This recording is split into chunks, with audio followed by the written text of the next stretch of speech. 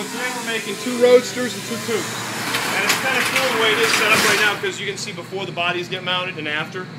So we'll start over on the other ones and we'll come over these because these were done earlier today. What Josh is doing here, you saw the Type 65, the blue hardtop? Sure.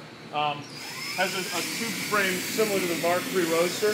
What Josh is doing is he's bending the pieces of aluminum and mounting them in the foot boxes, the floors, the rear cockpit.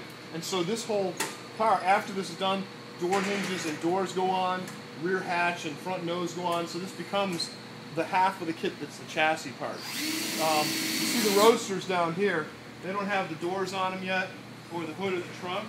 It looks like they're still in the middle working on it, but basically this whole area, you know, we call it chassis assembly, but we're not assembling chassis, we're packaging it for you.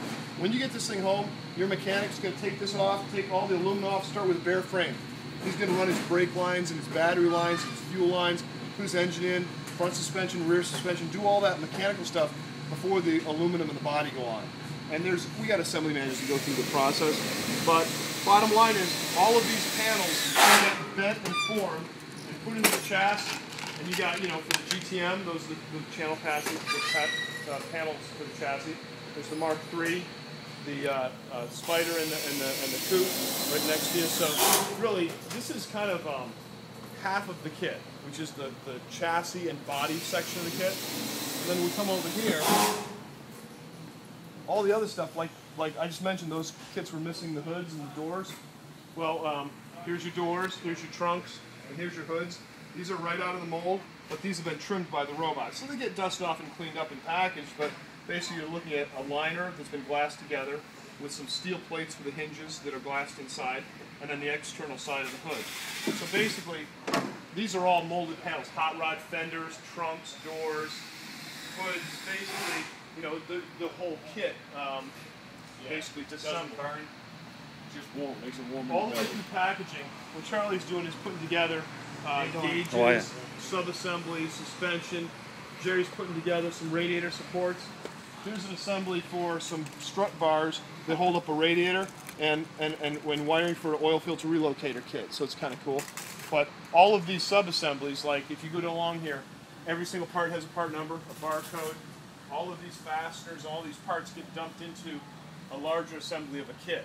So basically you're getting like 3,500 parts that are packaged with a kit that's shipped as a chassis.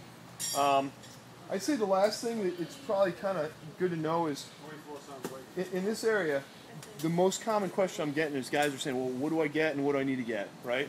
Like on the Roadsters and the Coupe, almost all the kits, the answer is we don't do engines, transmissions, rear ends. If you think about the mechanical running gear, that's what we're not really going to get into. Those are expensive parts. They're all over the place. People sell them from all over. And for us to handle them and ship them, we would need a lot more space. So all of the rest of the stuff, so your full interior, and your gauges, and your windows, and the front glass, and the headlights, and the turn signals, and the tail lights, and the door latches and handles, all of the lines, like I mentioned, the brake lines and the fuel lines, the battery cable that's pre-cut, the support brackets for the hood hinges and the rear hatches, suspension parts like shock absorbers, control arms, steering racks, radiators. The rest of the stuff is typically what we make. The GTM's different on a lot of stuff because it uses parts from the Corvette. As the Roadsters we've made more of them, we now have a lot more stuff. So so on the GTM, you'll get that chassis on the underneath the lift here. You know, customers come to pick this up, or we're going to ship it, and then you're going to get a Boku number of boxes. Like let's see, here's a GTM right here.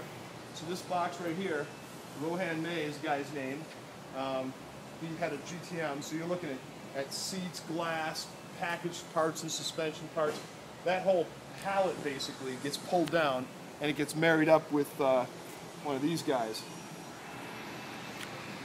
So basically, he's getting all of those parts and all of those parts. It's quite a bit for 20 grand. I mean, honestly, if you want bang for your buck performance, if you can build. Remember, if the guy can't build, I have guys come in here once a week. How much is this car? And I'm always like, you can't buy it. You got to build it. Now there are builders out there that'll build a car for a guy. Even Cheney, I mean, this is his second one. He'll sell this before, he'll go to SEMA with it, and it'll be sold in 2 or 3 weeks after SEMA. And he's a contractor.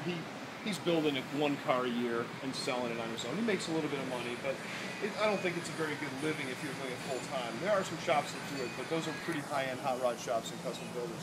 But really, he built this car, and it's a combination of the kit parts that we gave him, and then Corvette parts. And in this case, he's got a Porsche transaxle. Does that make sense? Yeah, absolutely.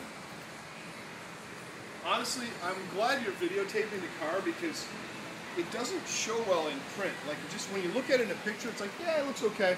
When you're driving it, when you see it in real life, you're like, oh my God, I had no idea. Yeah, the car is really hits you between the eyes.